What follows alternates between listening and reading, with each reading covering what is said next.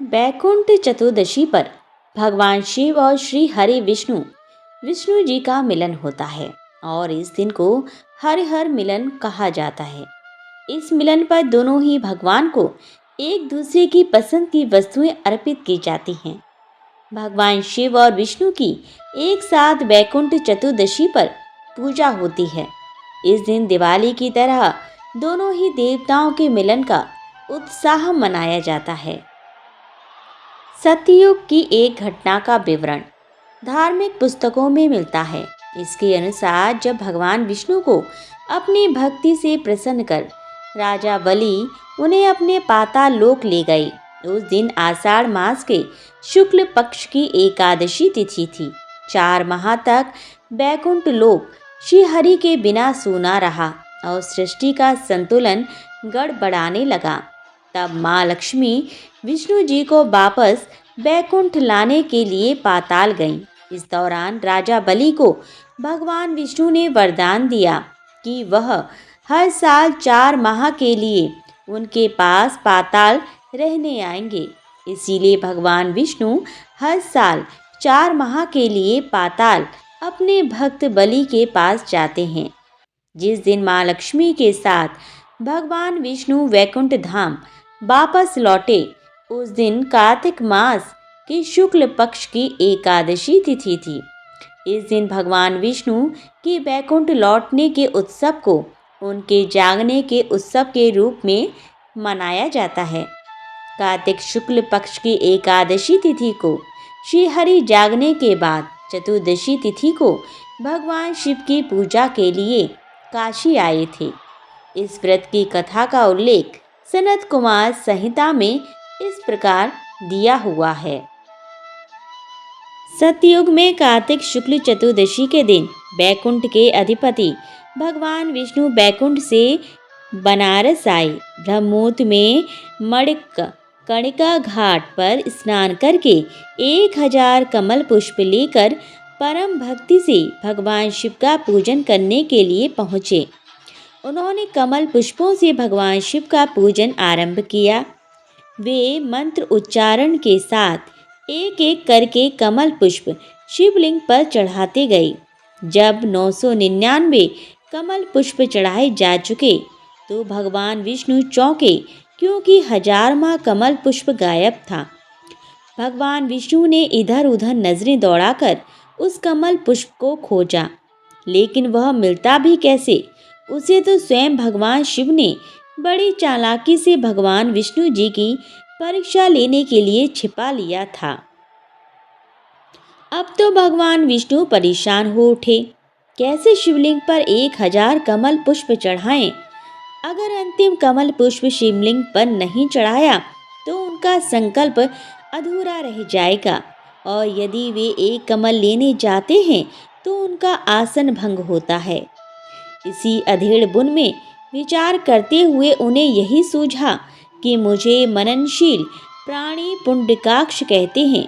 चूंकि मेरे नेत्र कमल के समान हैं तो क्यों ना इनमें से एक को कमल के बदले शिवलिंग पर चढ़ा दूं। ऐसा विचार करते ही उन्होंने तुरंत अपनी एक आंख निकालकर भगवान शिव को अर्पित कर दी।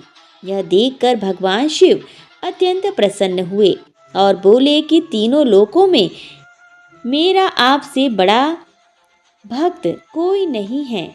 मैंने आपको तीनों लोकों का राज्य दिया, जिसके पालक आप हो जाओ, आपका कल्याण हो।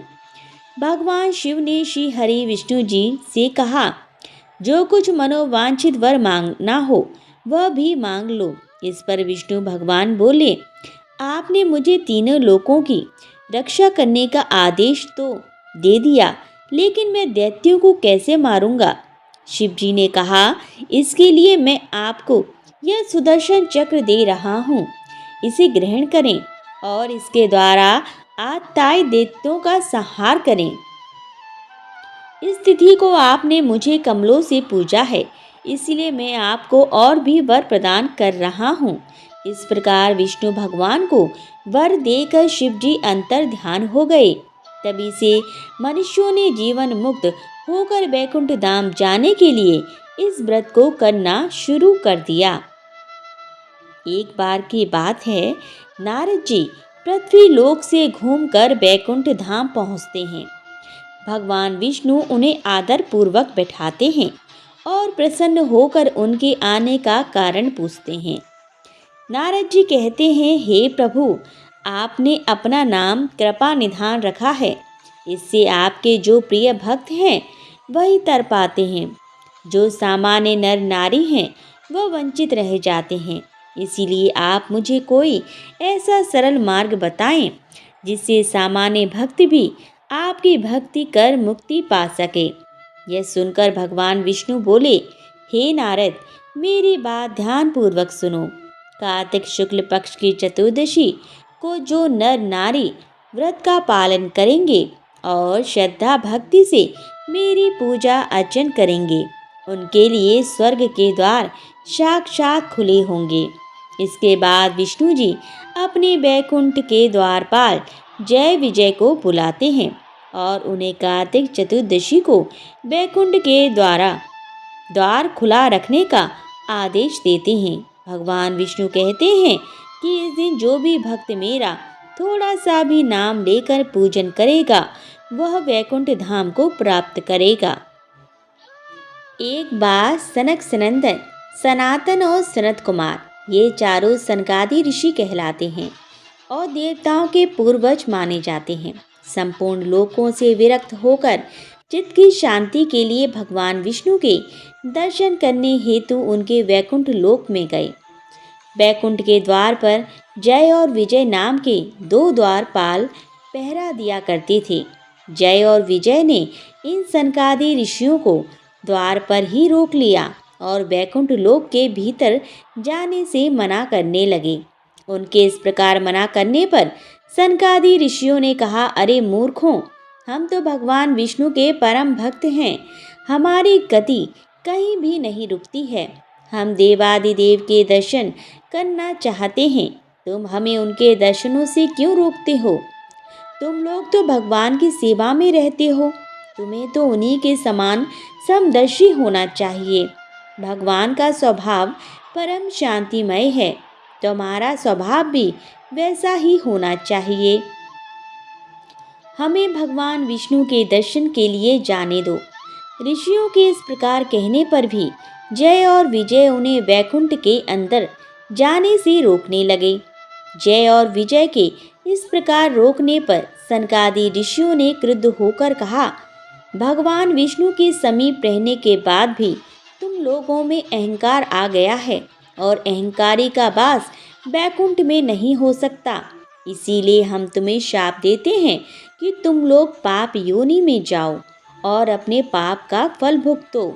उनके इस प्रकार शाप देने पर जय और विजय भयभीत होकर उनके चरणों में गिर पड़े और क्षमा मांगने लगे।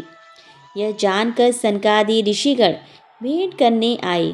भगवान विष्णु स्वयं लक्ष्मी जी एवं अपने समस्त पार्षदों के साथ उनके स्वागत के लिए पधारे।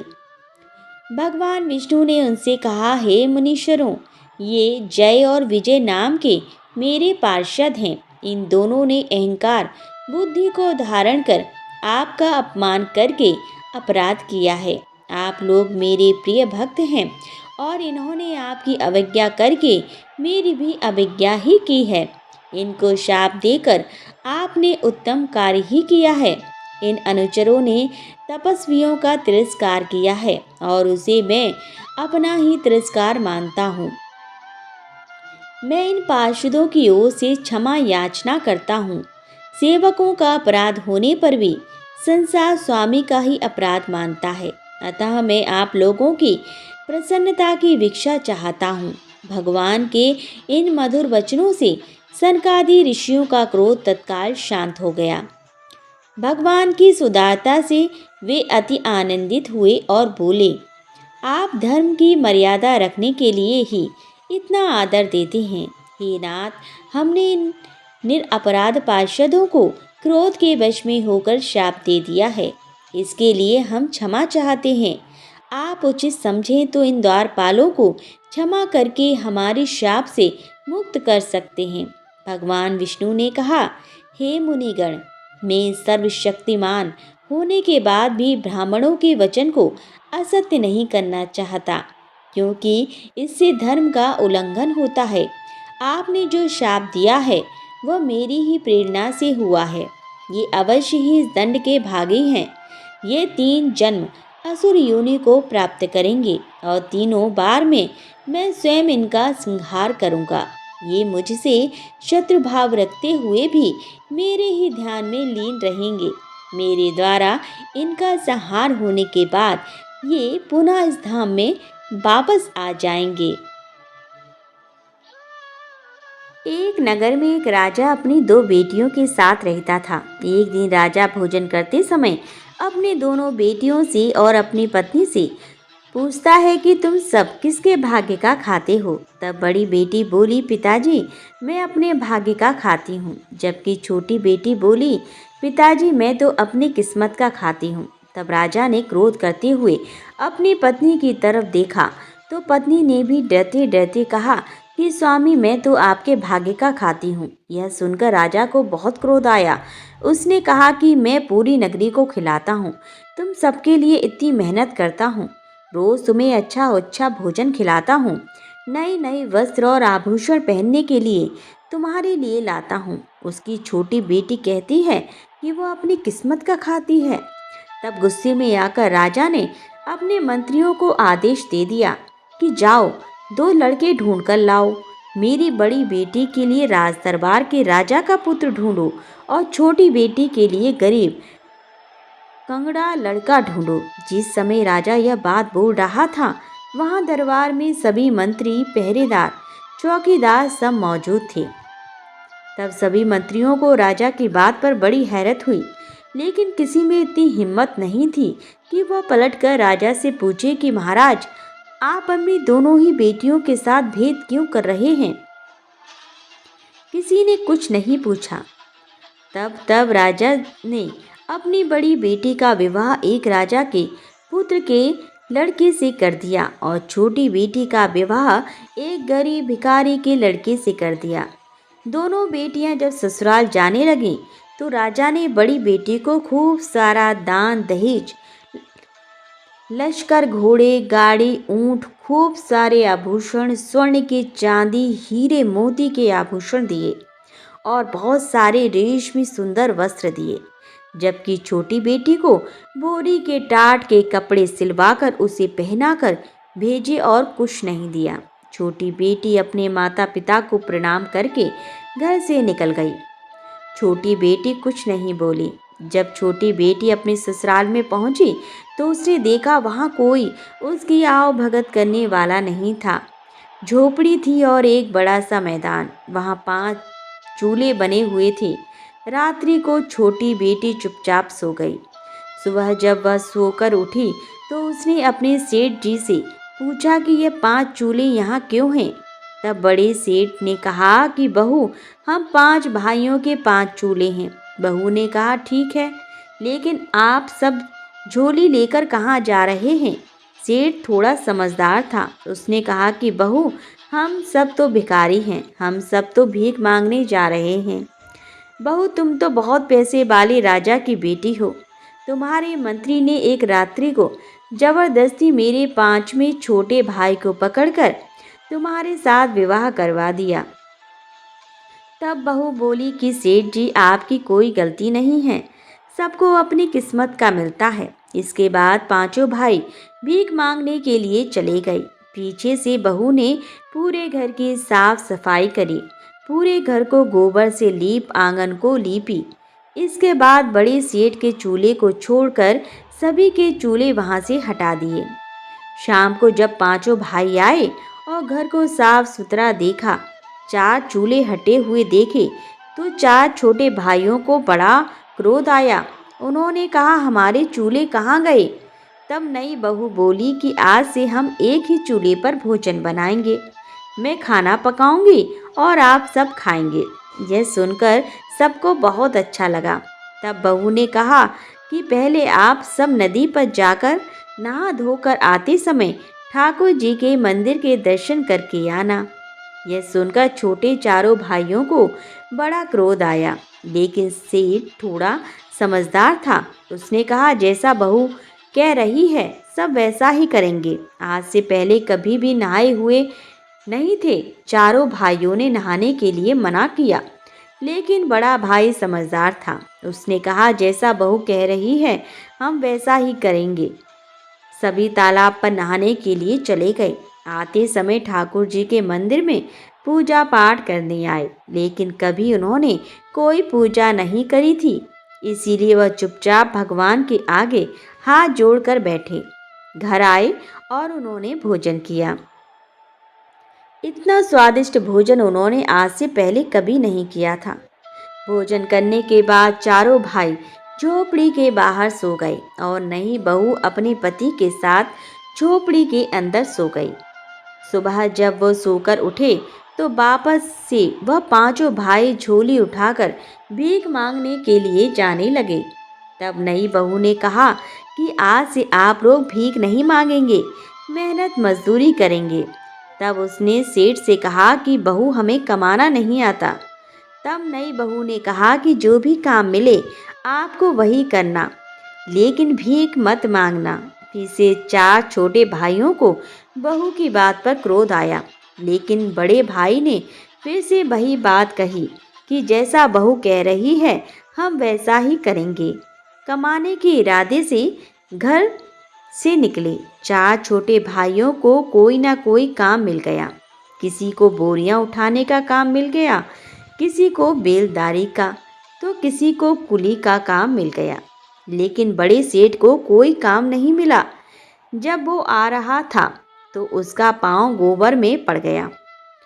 घर आने के बाद फिर सेठ ने कहा कि बहू मेरा पांव गोबर में पड़ गया है। नई बहू ने कहा कि आपका पैर गोबर में पड़ गया है तो दहली पर पोंछ दीजिए और घर के अंदर आ जाइए। सभी ने अपनी अपनी मजदूरी नई बहू को पकड़ा दी। उस दिन उन सबको बहुत अच्छा लग रहा था, क्योंकि उस दिन उन्होंने भीख नहीं मांगी। भीख मांगने से उनकी बहुत बेइज्जती होती थी, लेकिन आज उन्होंने मजदूरी करी तो उन सबको बहुत अच्छा लग रहा था। बड़े सेठ ने नई बहू से कहा कि बहू मुझे कोई काम नहीं मिला। बहू ने कहा कि कोई बात नहीं। तब उस दिन वापस से सभी तालाब पर नहाने गए। तालाब से नहाकर वापस आए और मंदिर में दर्शन करने गए। घर पर बहू ने स्वादिष्ट भोजन बनाया। सब ने गरम गरम स्वादिष्ट भोजन खाया और सो गए। दूसरे दिन वापस वह कमाने के लिए निकल गए। उस दिन भी चार छोटे भाइयों को कोई ना कोई काम मिला, लेकिन वापस बड़े सेठ को कोई काम नहीं मिला। उस दिन भी बड़ा सेठ बहुत दुखी और उदास हो गया। वह सोचने लगा कि नई बहू को मैं आज वापस क्या जवाब दूंगा। जब सेठ घर आ रहा था तो रास्ते में उसे एक मरा हुआ सर्प मिला। देखने पर सर्प उठा लिया और आते ही उसने बहू से कहा कि बहू मुझे ये रास्ते में मरा हुआ सांप मिला, इसका मैं क्या करूं? तो वह बोली, आप इसे झोपड़ी पर फेंक दीजिए। इस तरह उनके दिन मज़े से निकलने लगे। उनके घर में अन्न धन के भंडार भी भरने लगे। सभी मेहनत मजदूरी करके कमाने लगे। एक दिन उस नगर के राजा की रानी का बेशकीमती हार चील लेकर उड़ गई। सारे राज दरबारी पहरेदार चौकीदार उस चील के पीछे पीछे भागने लगे, लेकिन सब बेकार। जब वह चील उन पांचों भाइयों की झोपड़ी के ऊपर से उड़ी तो उसने वहां मरा हुआ सर्प देखा। तो चील ने रानी का हार वहीं गिरा दिया और सर्प लेकर उड़ गया। उधर राजा ने नगर में ढिंडोरा पिटवा दिया कि जिसे भी रानी का बेशकीमती हार मिले वह लाकर राजमहल के राज दरबार में जमा करवा दे और वह मुंह मांगा इनाम ले लेवे। भाई झोपड़ी में आए। बड़े सेठ की नज़र झोपड़ी के ऊपर चमकती हुई चीज के ऊपर पड़ी। बड़े सेठ ने चमकती हुई चीज को उतार कर देखा तो वह बेशकीमती हार निकला। सेठ ने वह हार लाकर नई बहू को दे दिया। तब नई बहू बोली कि यह हार तो रानी का है, आप इसे ले जाकर राजा जी को दे दीजिए। सेठ ने ऐसा ही किया। नई बहू के सेठ ने जाकर वह हार राजा को दे दिया। राजा हार को देखकर बहुत खुश हुआ और बोला कि भाई, इसके बदले में तुम मुंह मांगा इनाम मांग लीजिए, मैं तुम्हें सब देने के लिए तैयार हूँ। तब उसने बोला कि राजा जी, मुझे मांगना नहीं आता, मैं अपने भाई की पत्नी से पूछकर बताऊंगा। राजा ने कहा कोई बात नहीं। सेठ घर आया। घर आने के बाद उसने नई बहू को पूरी बात बताई। तब बहू ने कहा कि सेठ जी, आप राजा के महल में वापस जाना और राजा से कह देना कि राजा जी, मैं चाहता हूँ कि बैकुंठ चौदस के दिन नगर में किसी के भी यहाँ दीपक ना चले और राजमहल में भी अंधेरा रहे। तब सेठ वापस राजमहल में गया। राजमहल में जाकर उसने राजा से कहा कि राजा जी, मुझे कोई इनाम नहीं चाहिए, बस आप बैकुंठ चौदस के दिन नगर में यह ढिंडोरा पिटवा दीजिए कि कोई भी नगरवासी दीपक ना जलावे, यहाँ तक कि राजमहल में भी दीपक ना जले। बैकुंठ चौदस के दिन पूरी नगरी में अंधेरा रहे। बिना कुछ समझे राजा ने कहा कोई बात नहीं, अगर तुम्हारी यही इच्छा है तो एक दिन नगर में कोई दीपक नहीं जलाएगा और महल में भी दीपक नहीं जलेगा। राजा ने पूरी नगरी में ये ढिंडोरा पिटवा दिया कि पूरी नगरी में बैकुंठ चौदस के दिन कोई भी दीपक ना जलावे। दूसरे दिन बैकुंठ चौदस की रात्रि को किसी ने भी दीपक नहीं जलाया, यहाँ तक कि राजमहल में भी दीपक नहीं जला। लेकिन पांचों भाइयों की झोपड़ी में नई बहू ने सब तरफ दीपक जलाए, कहीं पर भी अंधेरा नहीं छोड़ा। माता लक्ष्मी पग बनाए और एक थाल तैयार करके वह बैठ गई। स्वर्गलोक से माता लक्ष्मी मृत्युलोक में नीचे उतरी। माता लक्ष्मी ने उस नगर में सब जगह अंधेरा देखा, केवल एक झोपड़ी जगमगा रही थी। माता लक्ष्मी उस झोपड़ी पर आई और दरवाजा खटखटाने लगे। अंदर से बहू ने कहा कि कौन है? माता लक्ष्मी ने कहा कि मैं इस घर की बेटी हूँ। बहू ने अंदर से कहा, हमारे घर में आपके लिए कोई जगह नहीं है, क्योंकि हमारे पास खुद के खाने की कमी है, हम आपको कहाँ से खिलाएंगे। थोड़ी देर बाद माता लक्ष्मी ने फिर से दरवाजा खटखटाया। बहू ने अंदर से पूछा, कौन हो? माता लक्ष्मी ने कहा, मैं इस घर की बहू हूँ। तब भी नई बहू ने दरवाजा नहीं खोला। तीसरी बार माता लक्ष्मी ने फिर से दरवाजा खटखटाया। तब नई बहू ने कहा कि आप कौन हैं? तो माता लक्ष्मी ने कहा कि मैं इस घर की बहू हूँ और 7 पीढ़ी तक इसी घर में रहूंगी। ऐसा सुनते ही नई बहू ने दरवाजा खोल दिया।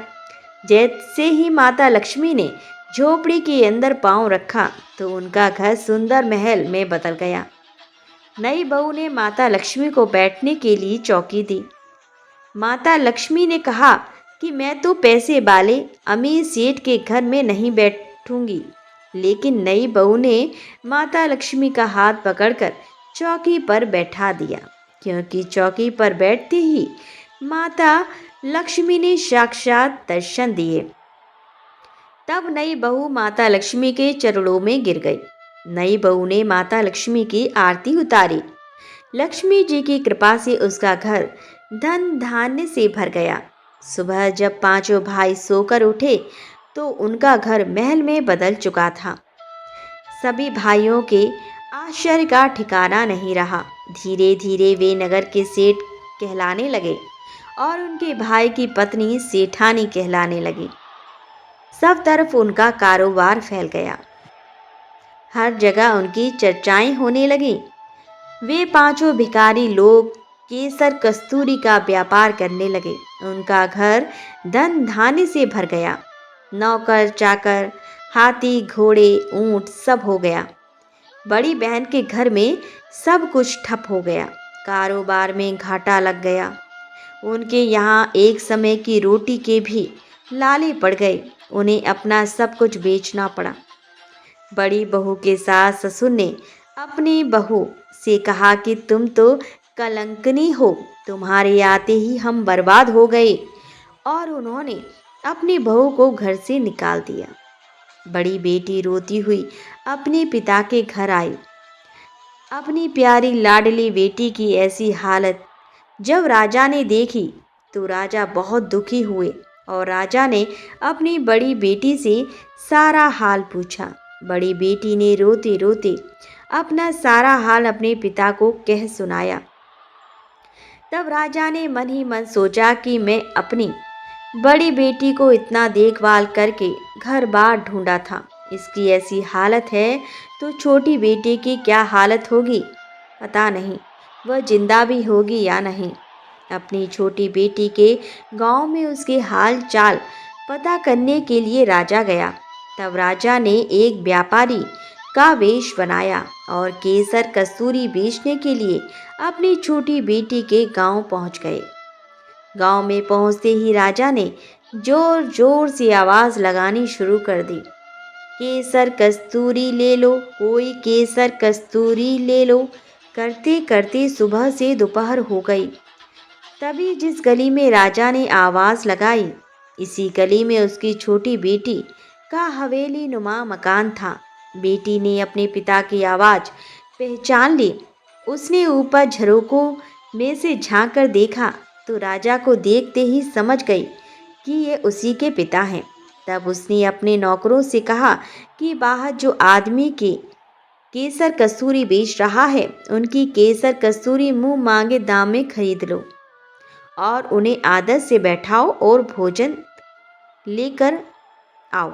उन सब ने ऐसा ही किया। बहुत अच्छी कीमत पर केसर कस्तूरी खरीद ली और उन्हें भोजन के लिए आसन लगाकर बैठाया। नए नए पकवान उनके खाने के लिए परोसे गए। बीच बीच में छोटी बेटी नए नए कपड़े पहनकर, अच्छे अच्छे आभूषण पहनकर और लंबा घूंघट निकालकर उनको परोसने लगी। राजा ने मन में सोचा कि उनके यहाँ बहुत सारी नौकरानियाँ हैं। उसके पिता हंसते हुए बोले कि बेटी, क्या तुम यहाँ नौकरानी का काम करती हो? तब बेटी बोली, नहीं नहीं पिताजी, यह मेरा घर है, मैं यहाँ की सेठानी हूँ। अच्छा, तू सेठानी है, लेकिन तूने तो वही फटे पुराने कपड़े पहन रखे हैं, वही बोरी के टाट वाले कपड़े पहन रखे हैं जिसे देकर मैंने तुझे विदा किया था। तब बेटी बोली, नहीं पिताजी, बार बार जो अलग अलग नए नए कपड़े पहनकर आपको खाना परोसने आ रही थी वह मैं ही थी, और अब मैं जो आपके पास बोरी के टाट वाले कपड़े पहनकर आई हूँ, यह भी मैं ही हूँ। पिताजी, मैं आज आपको बताना चाहती हूँ कि सब अपनी किस्मत का ही खाते हैं। यह मेरी किस्मत है जो आज मैं इस नगर की सेठानी हूँ, और आपकी यह किस्मत है कि आपका सर कस्तूरी बेच रहे हो। इसीलिए पिताजी, आज के बाद कोई किसी को यह नहीं कहे कि वह एक दूसरे की किस्मत की खाते हैं। यह सुनते ही उसके पिता का मुंह नीचे हो गया और उसने कहा कि बेटी, तू जीती, मैं हारा। उसके पिता ने हार स्वीकार कर ली। बेटी ने कहा कि पिताजी, आप हमसे हमेशा बड़े थे और बड़े ही रहेंगे। मैं तो सिर्फ आपको इतना बताना चाहती हूँ कि सभी मनुष्य अपनी किस्मत का ही खाते हैं, कोई किसी की किस्मत का नहीं खाता। इस तरह आज मैंने आपको बैकुंठ चौदस की एक पुरानी कहानी सुनाई। आशा करती हूँ ये कहानी आपको ज़रूर पसंद आई होगी। ओम नमो भगवते वासुदेवाय नमः। हर हर महादेव।